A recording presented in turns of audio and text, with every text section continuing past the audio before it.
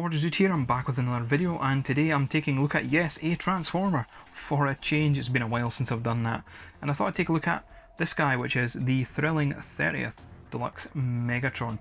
I was speaking to Kato and Sardonumspa the other day, and I was just asking them, would you like me to review a Transformers figure?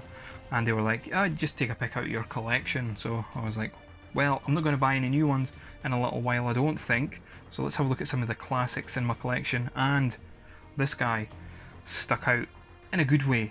So without further ado, let's get on with the review. Let's take a 360 look at Megatron, so I can just use my new toy, basically, the spinny plate, and it just gives a nice look at the figure. You can see there's barely any kibble at the back there, which is pretty amazing for everything that's going on in this figure.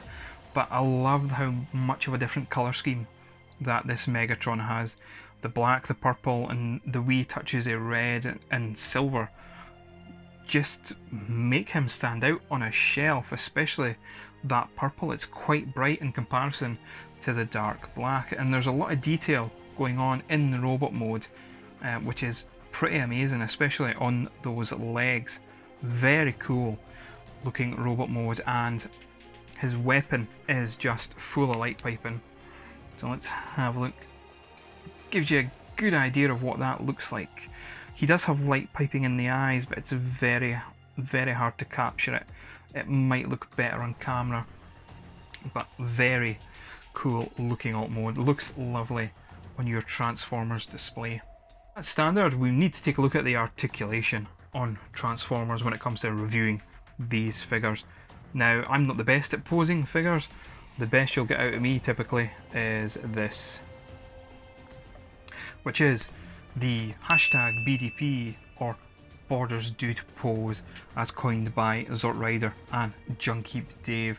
But I know there's lots of people out there that are skilled with the articulation use you get in figures and take excellent pictures, and probably just have things looking better on their shelf than I do. So without further ado, let's get on with his articulation.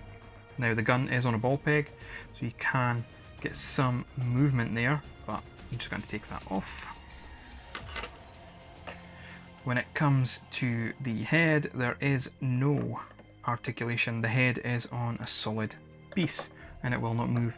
The shoulder joint can do a full 360, but it really is a bit hindered just because of all the kibble, but you can get that full 360 option there if you need it.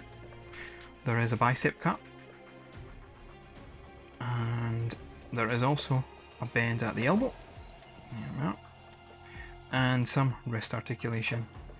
And the wrist articulation is mainly for transformation, but it hides like a little weapon there, which is pretty cool, and that's the same on both sides. Very nice. The waist does not move, it's clipped in to Megatron's cockpit, to his codpiece. The leg is on a ball joint, so you get the expected ball joint posing. You do get a thigh cut, you get a bend, and the toe articulation as well, but that's mostly for transformation. So that's pretty much your articulation level for this figure. Size comparison time. Here he is with his Wavemate Orion packs, and there he is with Rat Trap from the Generations line, and lastly here he is with Mech Phantoys Chrome Dome. Here we have Megatron in his alt mode, which is a stealth bomber, and it's done really well. I absolutely love the paint scheme on this. The black paint has some flecks in the paint, so when light hits it in certain areas it shines. I don't know if that comes up on camera, but it's a nice touch.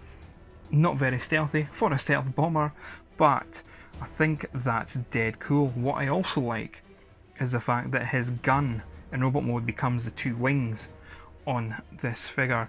It's a bit parts forming, absolutely, but nice touches that are going into this. The other paint that is used, which is used admittedly sparingly, is used in the correct places. such as the silver detailing that goes on the top of his jet there, and when it comes round, the red paint in the cockpit and the silver paint here and here, which does, you know, accentuate those parts of the mould. But even the black paint that's been used on the mould in general still shows up all that sculpted detail, which is pretty awesome. And it's nice to see a Megatron figure that doesn't transform into a gun or an Nerf gun or a tank, because that seems to be the narrative when it comes to Megatron figures, and it was nice to get a mould that bucks that trend and gives you something completely different for a change. It's a shame we don't see that too often these days. Just a size comparison, here he is with animated Hot Rod, and here he is with Classics Optimus Prime, and lastly with Mech Fan Toys Grimlock. So while Megatron spins around on the table, let's discuss my final thoughts on this figure. Do I like it? First of all, absolutely. This, along with the initial Wave 1 set, apart from Bumblebee, I really enjoyed, and it was only set we got in UK retail stores, which was Toys R Us at the time. RIP Toys R Us. Very good figure. Given the limitations that Hasbro was having at the time with the Transformers line, they've done really well. The plastic quality hasn't held up, it's quite creaky when transforming it, and that's never a good sign. But those limited paint apps have been put to the best use possible. Even the Decepticon insignia made it in there somehow with their limited budget. But the paint used picks out all those details, and the design is dead nice. I don't know if this is based on an IDW comic or if it's an original design, but I like it. It's something different for Megatron, and like I said in the alt mode overview, it's nice to see something that doesn't ultimately turn Megatron into a gun or a tank. They've thought outside the box with this figure, and I'm pretty chuffed to have it in my collection.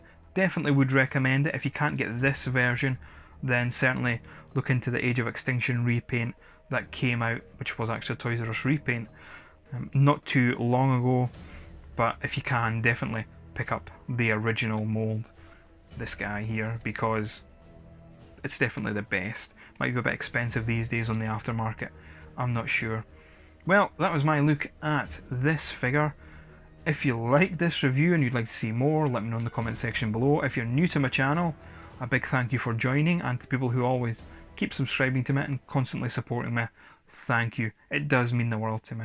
And as always guys, until next time, please be excellent to each other.